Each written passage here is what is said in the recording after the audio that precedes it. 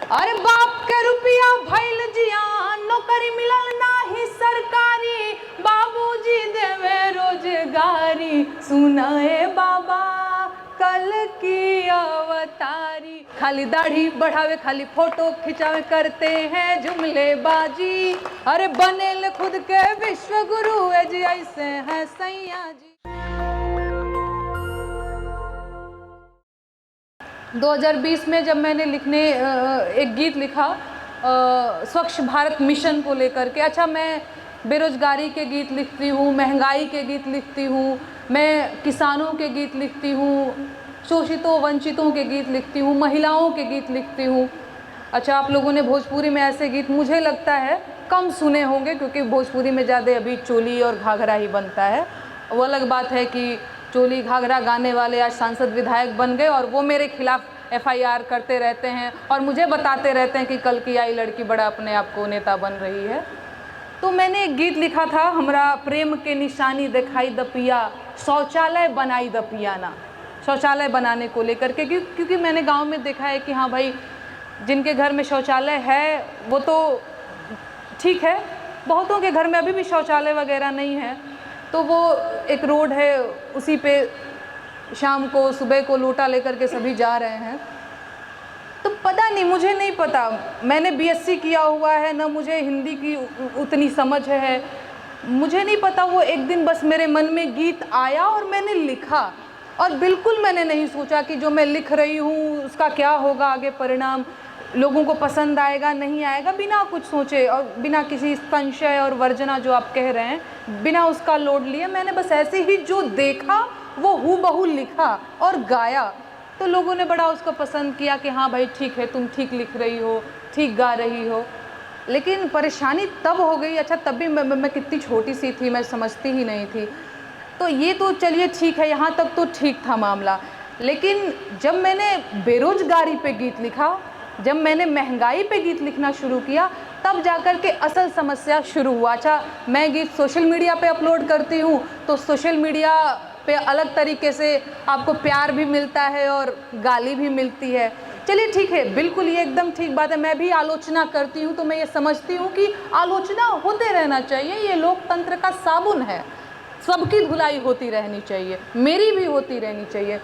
लेकिन आलोचना और एक ट्रोल में बड़ा फ़र्क है, जो मुझे समझ में आया, जो मैंने सोशल मीडिया पे देखा कि हाँ भाई भर भर के लोग गाली दे रहे हैं और ये सारी चीज़ें।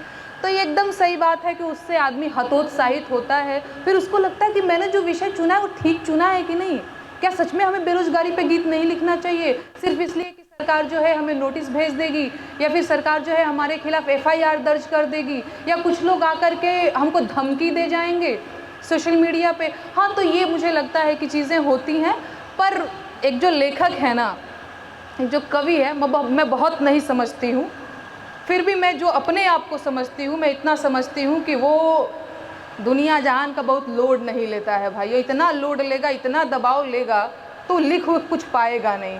और लेखक अपना काम कर रहा है, वो कोई पान थोड़ी बना रहा है कि थोड़ा कत्था मिला देते हैं, थोड़ा ब्रास और डाल देते हैं, थोड़ा चूना बढ़ा के डाल देते हैं, या कोई वो मसालेदार सब्जी नहीं बना रहा है कि उसमें एक्सपेरिमेंट कर लेना है उसको कि थोड़ा ये वाला मसाला डाल के देखते हैं, ये वाला बिकेगा। अरे वो अपना काम कर रहा है।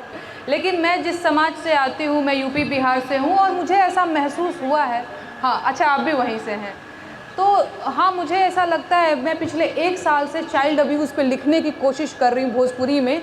लेकिन ये एकदम ठीक बात है कि पता नहीं परिवार का दबाव, समाज का दबाव, अच्छा जिस मेरी सहेली के साथ ऐसा कुछ हुआ है, तो मुझे लगता है कि लोगों को ये पता है कि गिन के मेरी एक सहेली है, अगर मैं कुछ लिखूंगी तो गांव वालों को तो पता ही चल जाएगा कि इसी के बारे में लिखा गया है।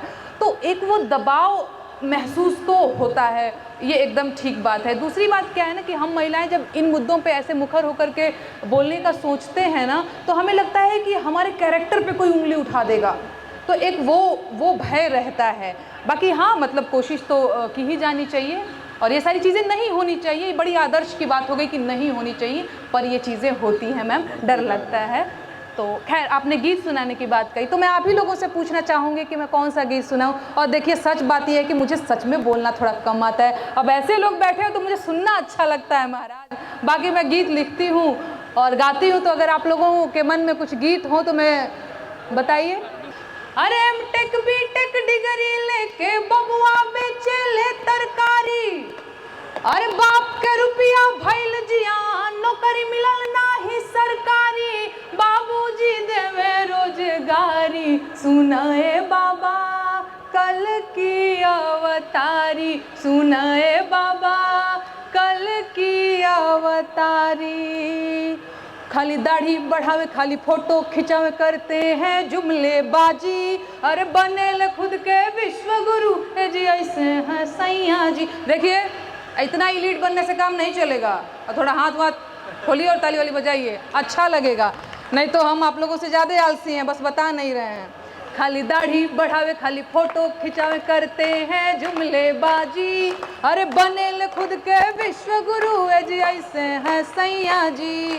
जय माँ दुर्गे जय माँ काली, शेरा वाली भेजा बहाली, भूखम मंगर लड्डू चढ़ाइब, संगम वाले बजरंग बाली, कबले रही हम बेरोजगार, सुनाए मोरे चाचा चौकीदार, सुनाए मोरे चाचा चौकीदार।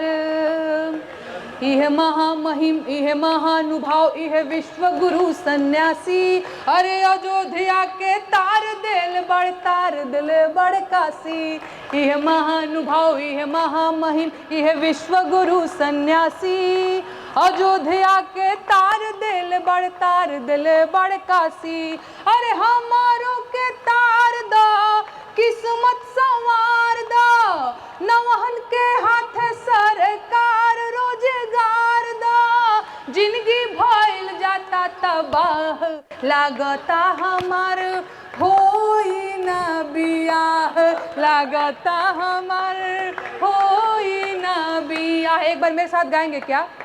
अरे एमटेक बीटेक डिग्री लेके बबुआ बेचे ले तरकारी, बाप के रुपया भइल जियान, नौकरी मिलल नाही सरकारी, बाबूजी देवे रोजगारी, सुनाए बाबा कल की अवतारी, सुनाए बाबा कल की अवतारी। अरे भीख नाही हक सरकार मांगिला, भीख नाही हक सरकार मांगिला, बेरोजगार बानी साहेब रोजगार मांगिला, बेरोजगार बानी साहेब रोजगार मांगिला, और 2 करोड़ नौकरी देवे के रहे वादा, कहत रहला कि रोजगार मिली ज्यादा, सुना नून तेल पैसा ना उधार मांगिला, और नून तेल पैसा ना उधार मांगिला, बेरोजगार बानी साहेब रोजगार मांगिला।